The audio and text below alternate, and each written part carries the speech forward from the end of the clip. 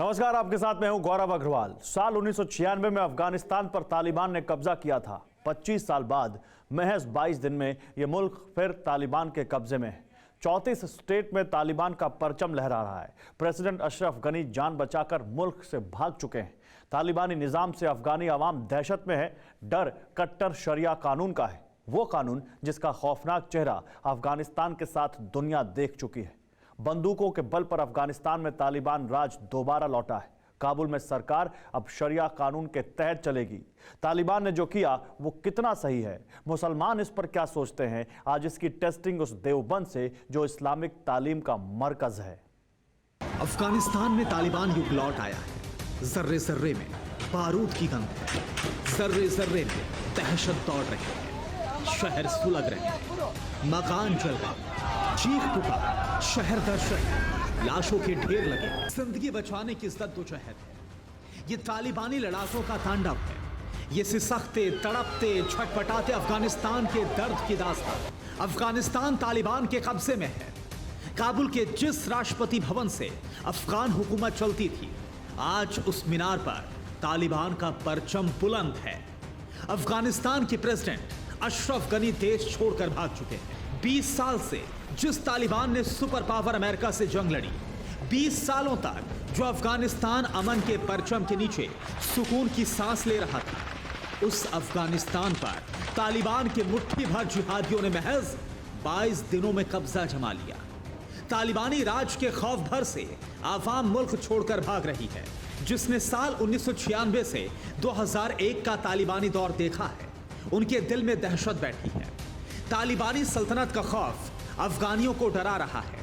डर की वजह तालिबानी कानून है, जिसका खौफनाक ट्रेलर अफगान की सड़कों पर दिखने लगा है। रात 9 बजे के बाद घर से बाहर निकलने पर बैन।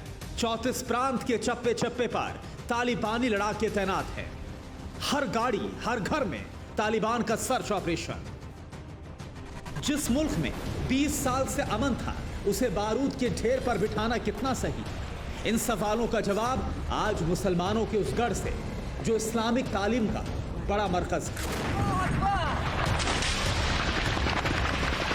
अफगानिस्तान में 20 सालों के बाद एक बार फिर से तालिबान का राज कायम हो चुका है। जी हाँ, वही तालिबान जो इस्लाम और शरीयत की बात करता है। नमस्कार, मैं हूँ श्रीनिवास और इस वक्त मैं मौजूद हूँ उस भूमि पर जहाँ से पूरी दुनिया को इस्लाम और शरीयत की तालीम दी जाती है।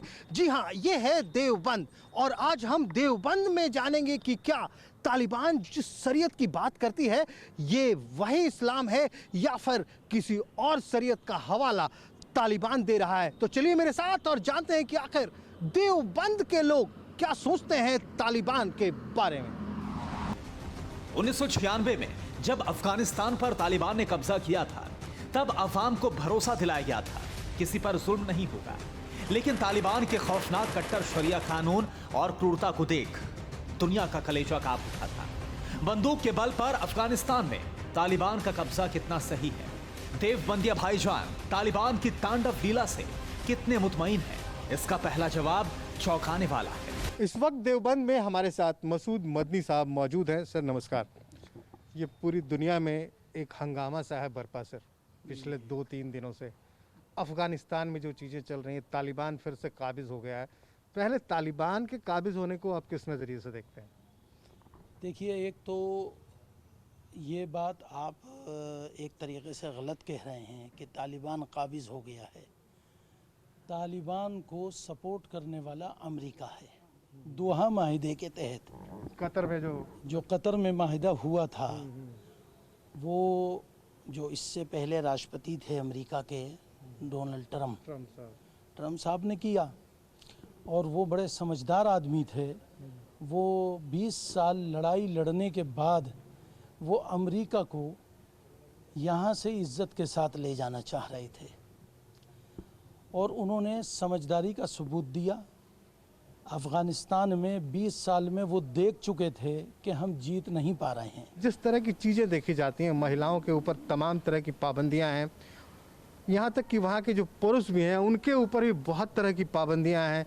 सज़ा देने का जो तरीका है वो मध्यकालीन है, क्रूर सज़ा का तरीका है। तो क्या ये चीज़ें शरीयत हमारी कहती हैं?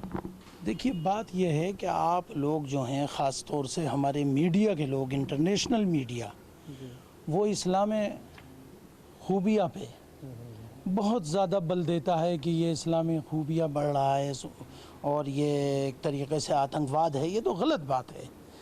और ये छवि इस्लाम की और मुसलमानों की पूरी दुनिया में गलत पेश कर रखी। कुरान ने पूरी दुनिया के लिए, अल्लाह ने उतारा कुरान को और उसमें साफ साफ बता दिया कि सारी इंसानियत बराबर है।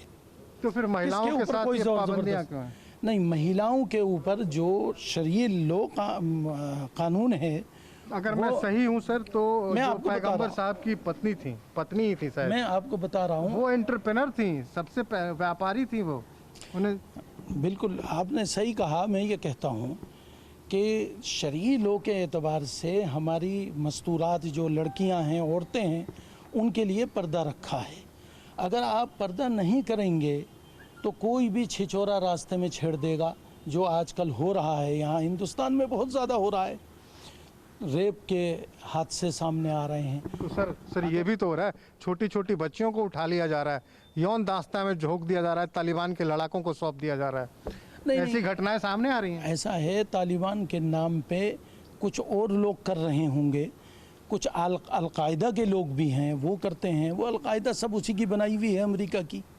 तो अमेरिका अपने आप में वहाँ से जलील होके जा रहा है। अब मसूद मदनी साहब तालिबान को मान्यता देते हैं, नहीं देते हैं?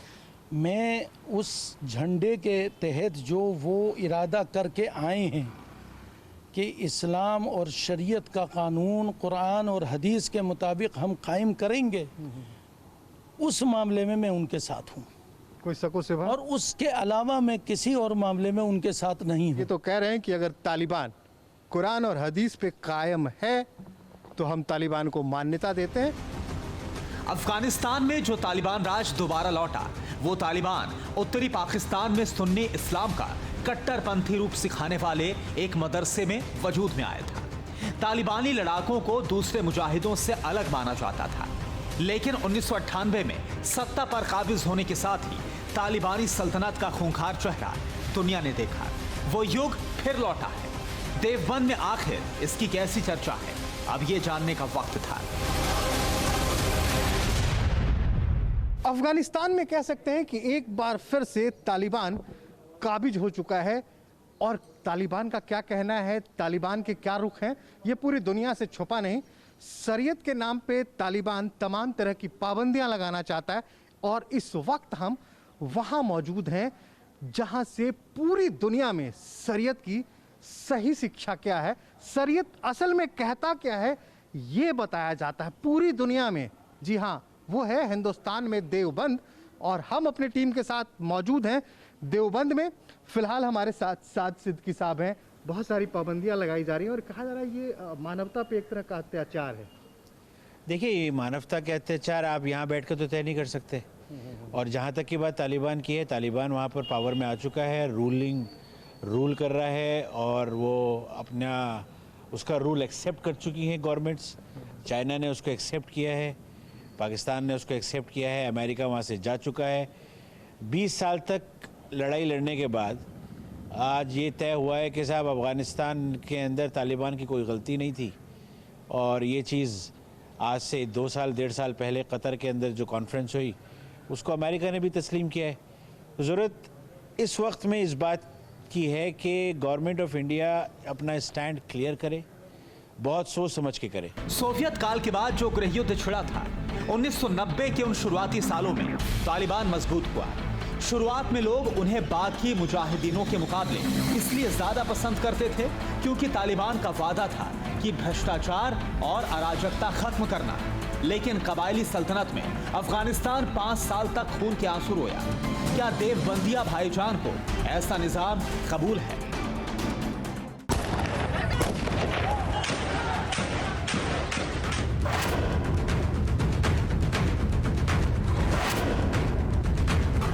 उन्नीस 1998 तक अफगानिस्तान में मुकम्मल तौर पर तालिबानी निजाम कायम हो चुका था।